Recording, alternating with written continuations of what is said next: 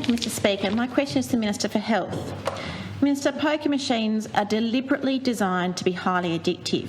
They've been described by experts as the crack cocaine of gambling. Scientists have demonstrated that machines are designed to increase the production of dopamine, which elicits a physical response from players when playing the machines. Is the Minister aware that the 5th edition of the Diagnostic and Statistical Manual of Mental Disorders, known as DSM-5, includes gambling disorder as behavioural addiction? DSM-5 suggests that the gambling disorder is similar to substance-related disorders, such as drug, nicotine and alcohol addictions in relation to clinical expression, brain origin, comorbidity, physiology and treatment. As Health Minister, what plans do you have to minimise the addictive features of poker machines? And have you sought advice from public health officers on how this can be best achieved? And if so, will you please inform the House of that advice? Good. What a great question. Honourable Minister for Health. Deputy Premier. To join the Greens. Oh, thank you. I think the Independent.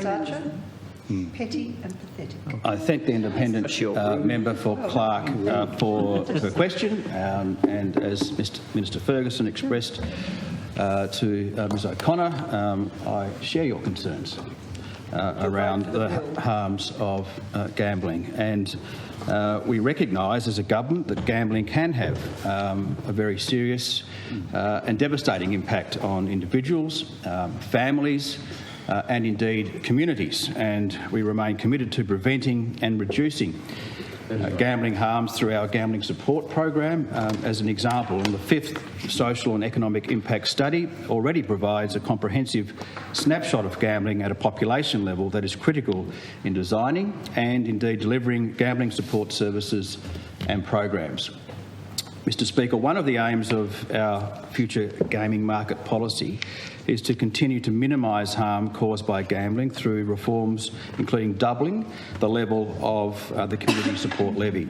That's right. And as I have already announced, we are using this opportunity to review our existing supports and services for people impacted by gambling, and I made that announcement 10 or so days ago.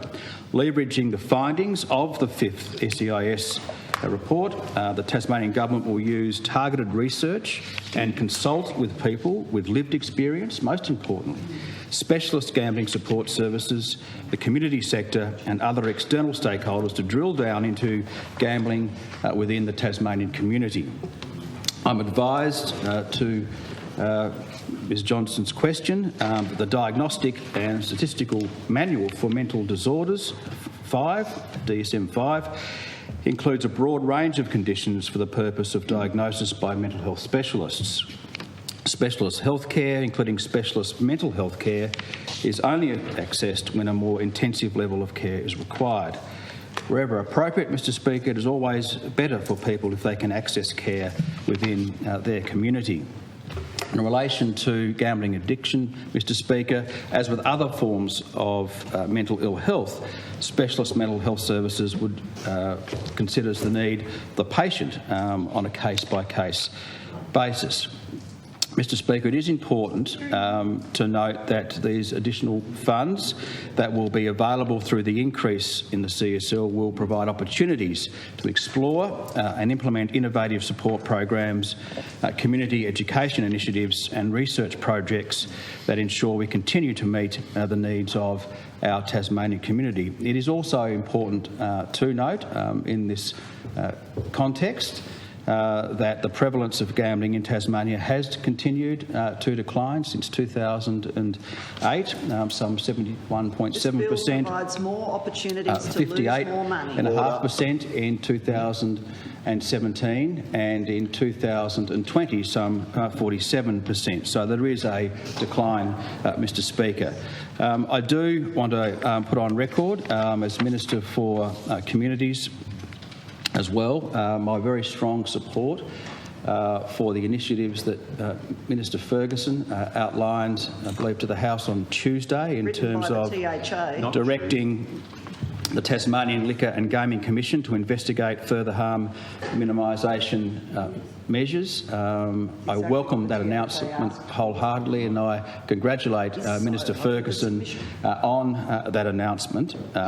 Particularly directing the Commission to provide a report including options, costs and benefits and implementation mechanisms for facial recognition technology in hotels and clubs and casinos in support of the Tasmanian Gambling Exclusion Scheme, and a smart card-based client identification system for electronic gaming machines in hotels, clubs and casinos. Minister Ferguson has indicated he will also ask the Commission to include in the report, after consulting with industry, advice on potential options for the smart card-based client identification system to enable a pre-commitment system for users, allowing for limits on gaming losses to be set in advance. And certainly, as Minister for Communities and indeed as a Member of Parliament, I most certainly would support that initiative as well, because we do recognise as a government all members of Parliament, I'm sure, have had representation from individuals or individuals' families that have been so devastatingly impacted by the effects of gambling, Mr Speaker.